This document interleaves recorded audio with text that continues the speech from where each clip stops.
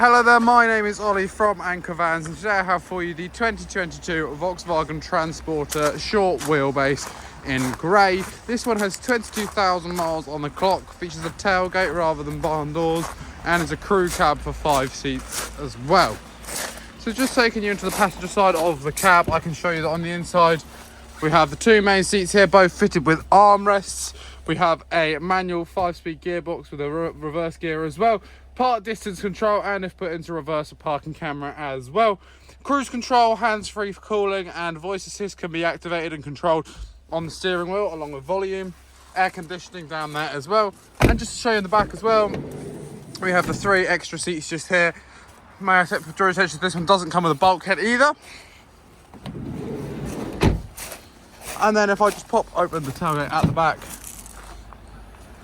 you can see that inside not only do we have interior lighting, but cargo rings to tie down any load you may be carrying, and it is also ply lined as well.